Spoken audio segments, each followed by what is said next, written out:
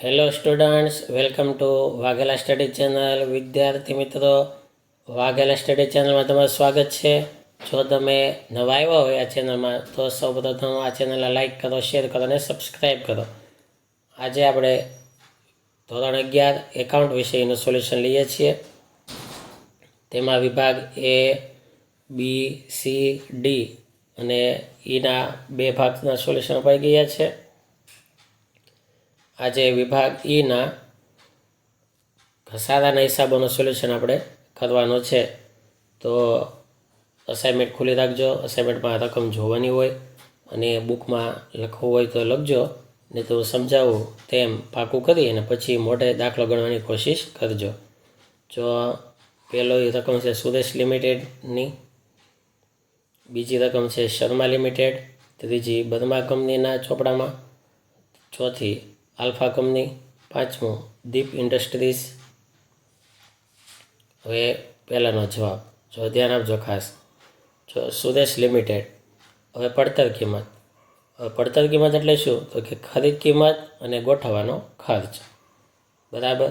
પડતર કિંમતને સી કહેવાય, કોસ્ટ પ્રાઇસ. ખરીદ કિંમત છે 63,600 પ્લસ ગોઠવવાનો ખર્ચો 1,000 રૂપિયા થયો.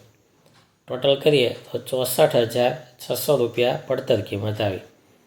હવે ભંગાર કિંમત આપેલી છે રકમમાં, સ્ક્રેપ વેલ્યુ 14,600 અને કુલ વર્ષો આપેલા છે 8, n બરાબર 8. હવે વાર્ષિક ઘસારો ગણીએ તો ઘસારાનું સૂત્ર છે ડી બરાબર સી માઇનસ એસ છેદમાં n. હવે સી એટલે cost price 64,600 minus scrap value 14,600 ભાગ્યા 8. બાદબાકી કરીએ તો ડેપ્રિસિએશન ડી બરાબર 50,000 ભાગ્યા 8. એક શૂન્ય ઓછી થઈ ગઈ પણ એ 50,000 છે. બરાબર. 50,000 ભાગ્યા 8, તેને 8 વડે ભાંગીએ તો આવશે 6,250. એક શૂન્ય લગાડી દેજો, 50,000 છે. હવે ઘસારાનો દર આર બરાબર ડી ગુણ્યા 100 છેદમાં સી. 6,250 ગુણ્યા 100 છેદમાં 64,600.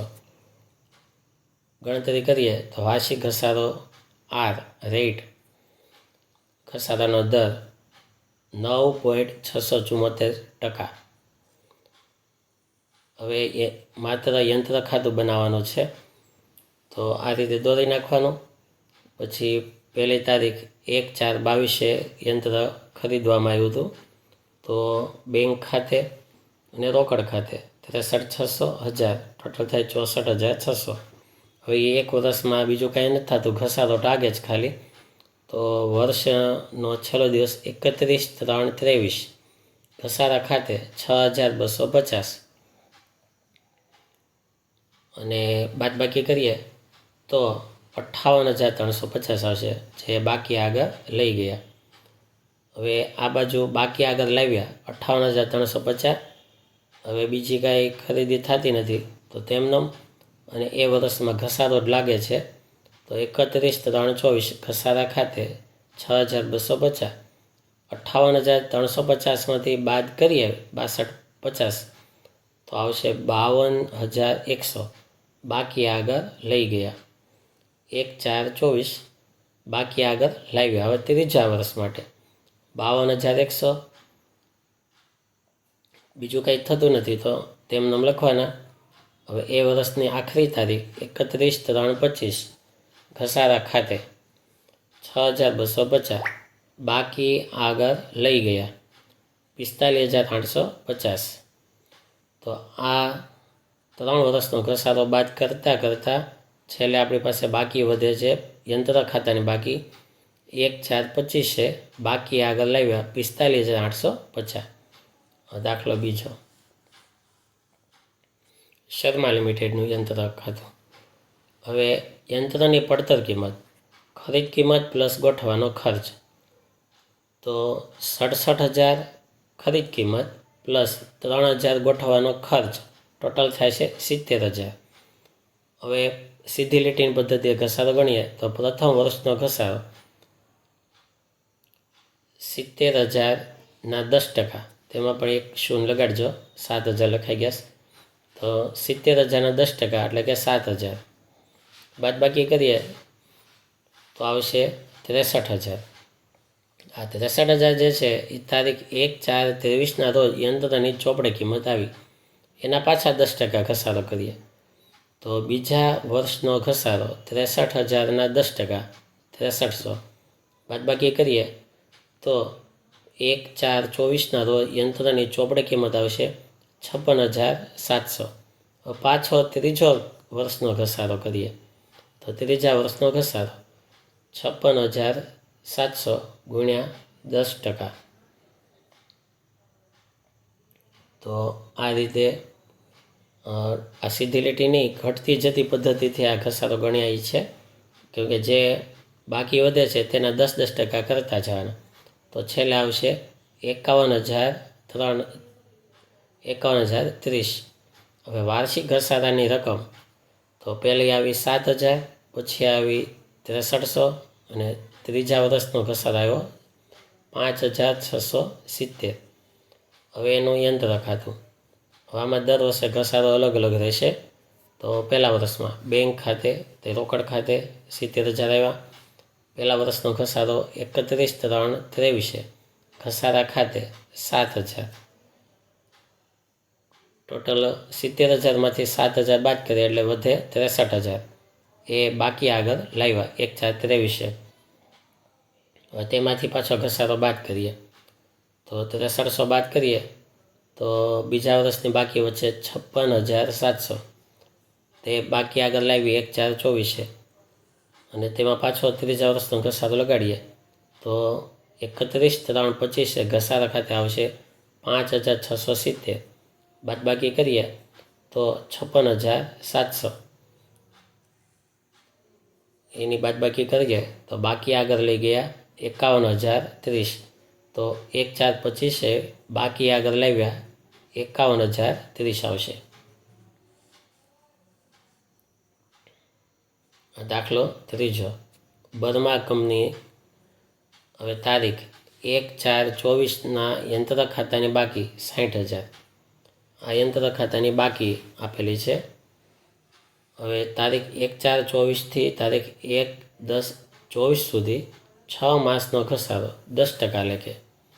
તો 60,000 ગુણ્યા 10/100 ગુણ્યા 6/12 એટલે કે અડધા વર્ષનો ઘસારો 6 માસનો તો આવશે 3,000. હવે 60,000માંથી 3,000 બાદ કરીએ તો આવશે 57,000. હવે આ 57,000 આવ્યા. હવે 25% નુકસાનથી વેચી દેવામાં આવે છે. તો 57,000ના 25% કરીએ તો નુકસાન થાય 14,250. તો બેંક ખાતે યંત્રની વેચાણ કિંમત આવશે 42,750.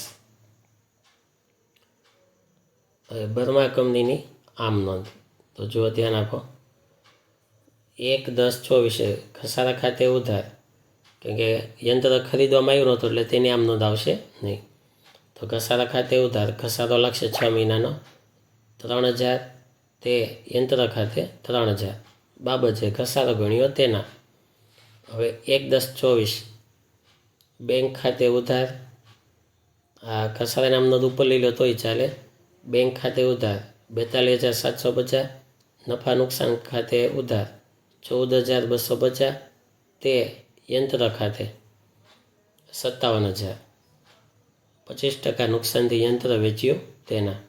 હવે 1/10/24 નફા નુકસાન ખાતે ઉધાર 3,000. ઘસારા ખાતું બંધ કરીએ છીએ તે ઘસારા ખાતે 3,000. તો કુલ ટોટલ 63,000 આવી જશે.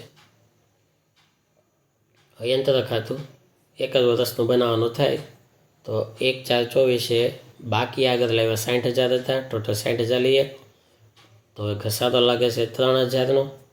હવે વેચી દેવામાં આવે છે તો બેંક ખાતે આવે છે ₹42,750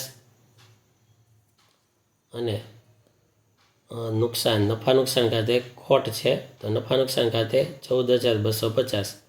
ટોટલ 60,000.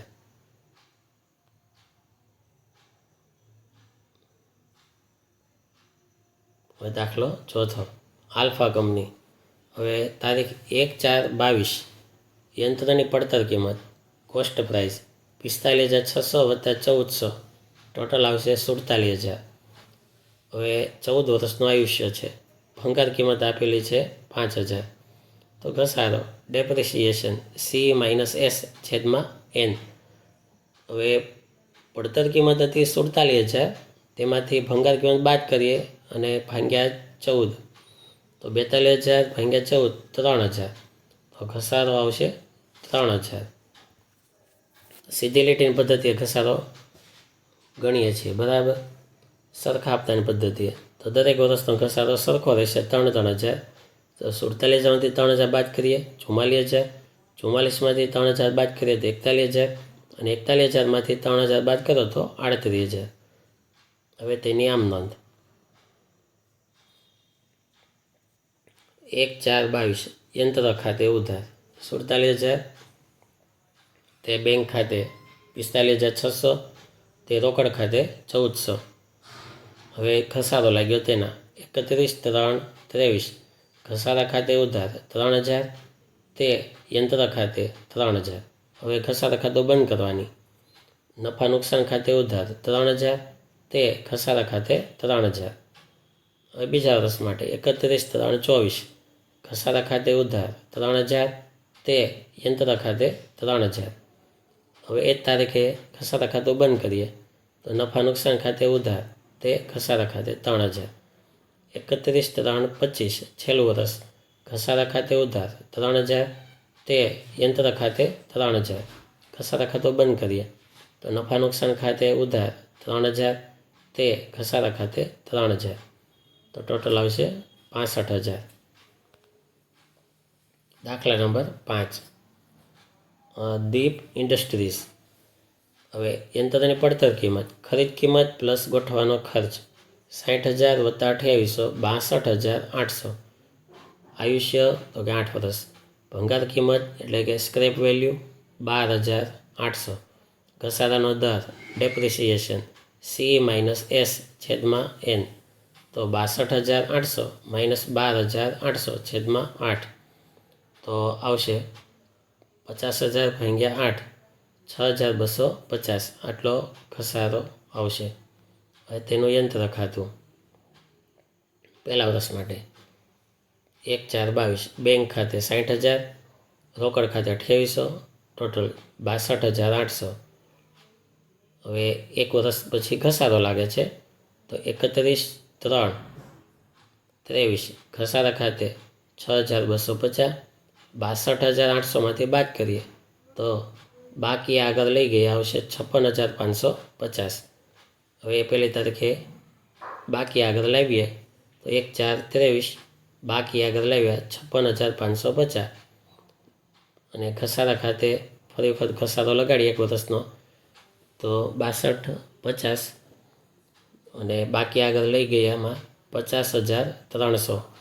1/4/24, બાકી આગળ લાવ્યા 50,300, અને એક વર્ષનો ઘસારો લગાડીએ 6,250. તો છેલ્લે 3 વર્ષનો ઘસારો લગાડતા બાકી વચ્ચે 44,050, ને 1/4/25 લાવીએ બાકી આગળ લાવ્યા તો 44,050. તો આ રીતે અહીંયા ઘસારાના હિસાબોના દાખલા પૂરા થયા. ખૂબ જ સહેલા છે ઘસારાના હિસાબો.